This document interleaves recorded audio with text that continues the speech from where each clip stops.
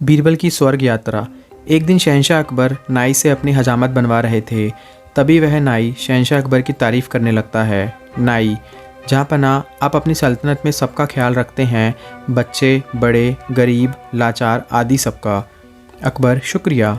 नाई, लेकिन जहाँ पनाह। अकबर, लेकिन क्या क्या हम किसी को भूल रहे हैं जिसकी हम देखभाल नहीं करते हैं? नाई, जहाँ पनाह, गुस्ताफ़ी माफ़ करें। क्या कभी आपने अपने बूढ़े बड़ों यानी कभी अपने पूर्वजों के बारे में सोचा है जो दुनिया छोड़कर स्वर्ग चले गए हैं? अकबर, लेकिन हम तो उनका भी ख्याल रखते हैं, उनके हक़ में हम दुआ करते हैं, उनकी याद में हमने शाही मकबरे बनवाए हैं। नाई, लेकिन जहाँपनाह कभी आपने किसी को स्वर्ग भेजा है अपने पूर्वजों की खबर लेने के लिए कि उन्हें किसी चीज़ की वहाँ ज़रूरत तो नहीं है?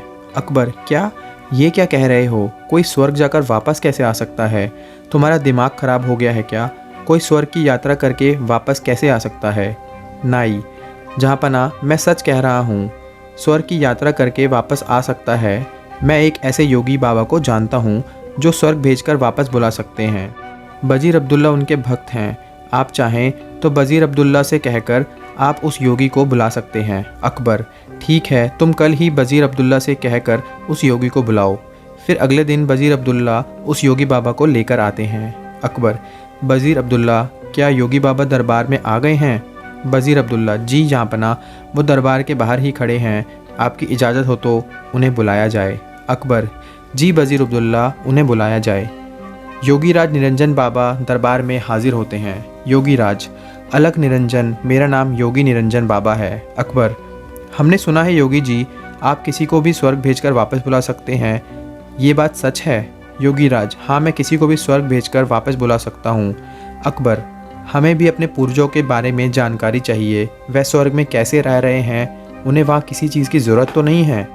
योगीराज, आप किसी भरोसेमंद इंसान को स्वर्ग भेज सकते हैं जो स्वर्ग के मुंह में न फंसकर वापस आ सके।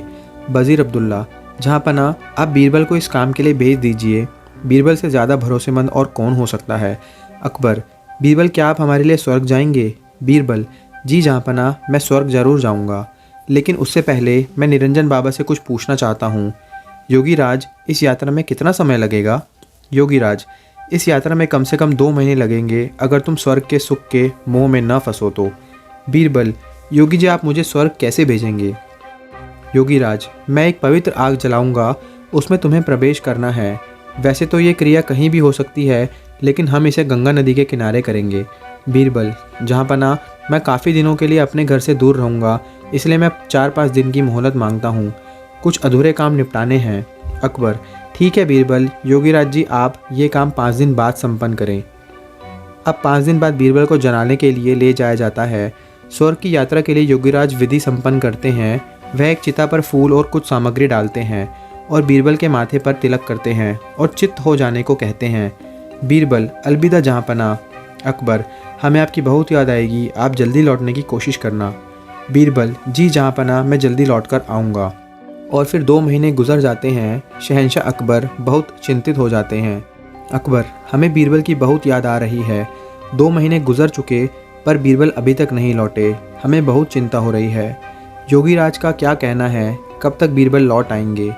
बजीर अब्दुल्ला, जहाँ पनाह, योगी बाबा ये भी तो कह रहे थे, हो सकता है बीरबल को स्वर्ग के सुख बहा गए हों और वह उन्हें छोड़कर ना आना चाहे। अकबर, नहीं, ऐसा कभी नहीं हो सकता है। बीरबल ऐसा कभी नहीं कर सकते हैं, उन पर हमें पूरा भरोसा है।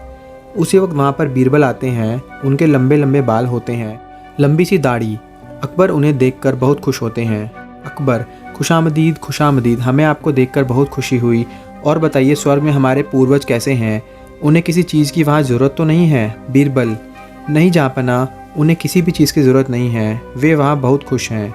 अकबर, लेकिन बीरबल, आपने ये बाल इतने क्यों बढ़ा लिए हैं? बीरबल, जहाँ पनाह, मेरे ही नहीं, वहाँ पर सभी के बाल बहुत लंबे हैं। वहाँ पर कोई नाई नहीं है बाल काटने के लिए, इसलिए उन सभी ने यहाँ पर जो नाई है उसे बुलाने के लिए कहा है ताकि वो वहाँ सबके बाल काट सके। अकबर, हाँ हाँ, क्यों नहीं, हम अभी अपने नाई को वहाँ भेज रहे हैं। योगीराज, और वह नाई अभी यहीं पर हैं, वो इस वक्त हमारे मेहमान बनकर रह रहे हैं। हम अभी स्वर्ग भेजने की क्रिया करवाते हैं। योगीराज और उस नाई को बुलाते हैं। वो दोनों दरबार में हाजिर होते हैं। अकबर उनसे कहते हैं, अकबर, योगीराज, स्वर्ग में नाई की ज़रूरत है। आप जल्दी से इस नाई को स्वर्ग भेजने की क्रिया शुरू कीजिए। नाई अपने घुटनों पर गिरकर, जहाँपना मुझे माफ़ कर दीजिए, मुझसे ये सब बजूर अब्दुल्ला ने करवाया था, क्योंकि वह बीरबल की शोहरत से जलते हैं और बीरबल को अपने रास्ते से हटाना चाहते थे। और ये बाबा भी पाखंडी हैं। पता नहीं बीरबल उस आग से कैसे बच गए, लेकिन मैं नहीं बचूंगा, मुझे माफ़ कर दीजिए।